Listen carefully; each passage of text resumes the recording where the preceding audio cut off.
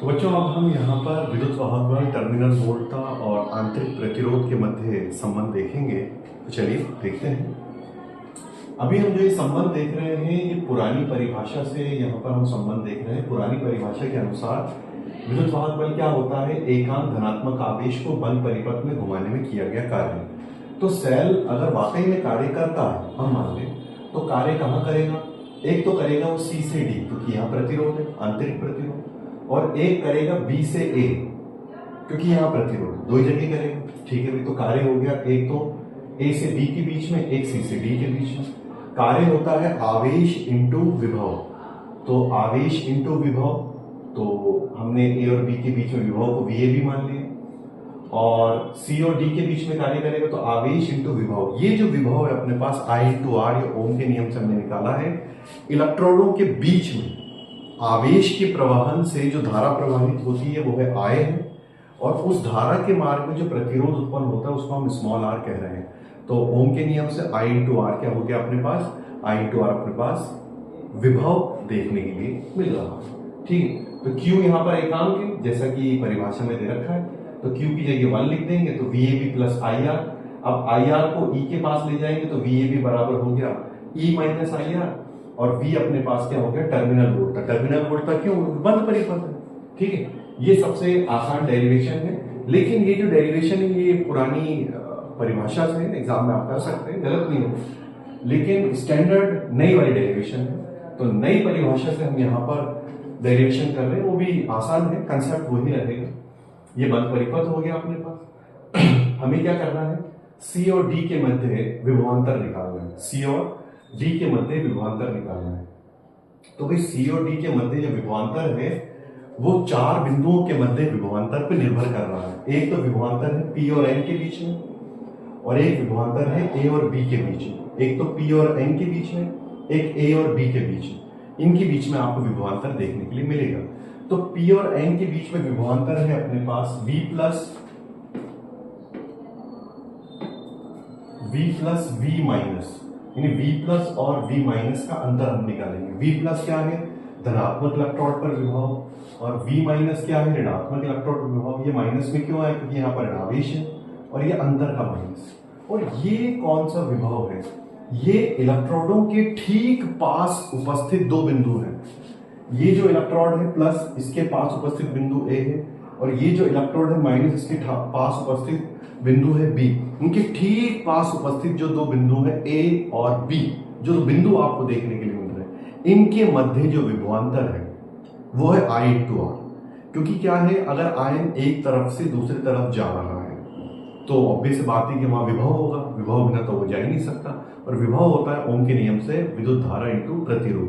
प्रतिरोध जो इलेक्ट्रोडों के मध्य है, आप मेरा पुराना वीडियो देख लीजिएगा, उसमें आपको पता लग जाएगा आंतरिक प्रतिरोध क्या होता है और किन किन पर निर्भर करता है।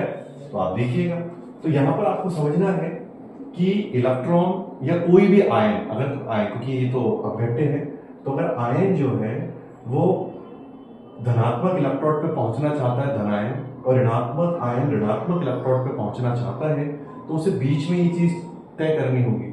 तो उसको त्वरित तो होना चाहिए था इन दोनों इलेक्ट्रोडों के विभवांतर से, लेकिन उसमें कमी आ जाएगी आंतरिक प्रतिरोध की वजह से, इसलिए मैंने यहाँ पर माइनस आई आर लगा दिया। अच्छा, जितना भी मैंने बोला है आपको एग्जाम में लिखने की जरूरत नहीं है, आप डायग्राम बनाइए और थोड़ी बहुत थ्योरी लिख दीजिए, जैसे कि भाई ये बंद परिपथ है, इसके अंदर ये धारा प्रवाहित हो रही है, बाहर ये धारा प्रवाहित हो रही है, आंतरिक प्रतिरोध है सेल, वैसे लिख दीजिए और डायरेक्ट लिख दीजिए, नंबर लिख देंगे। तो माइनस आई आर हो गया।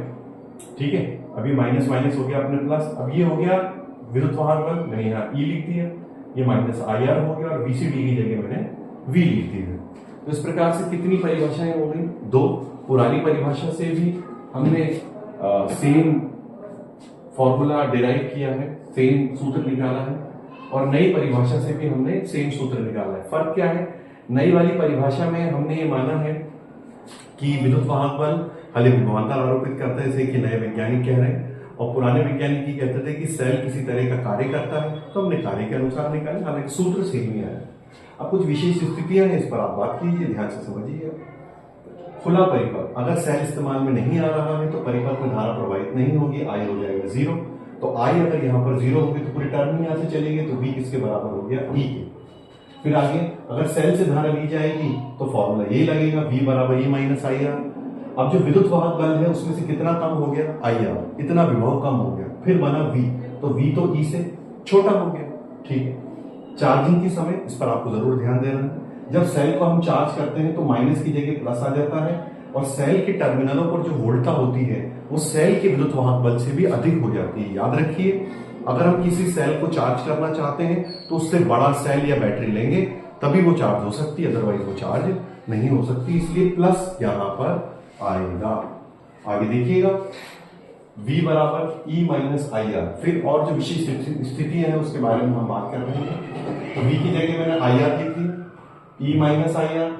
ठीक है, क्यों ओम के नियम से लिखा है, माइनस आई आर को मैं लेफ्ट हैंड साइड ले गया, आई यहाँ पर कॉमन आ गया, R plus R equal to ई।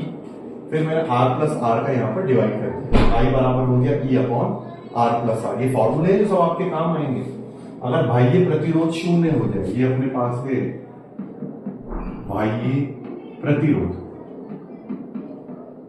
अगर बाह्य प्रतिरोध या जो बाह्य परिपथ है उसका प्रतिरोध शून्य हो जाए तो अधिकतम धारा आपको देखने के लिए मिलेगी। तो कई बार क्या करता है, वैसे शब्द दे देता है अधिकतम धारा निकालिए, तो आप क्या करेंगे, सीधे फॉर्मूला लिख देंगे, आई मैक्स बराबर ई बाई आर।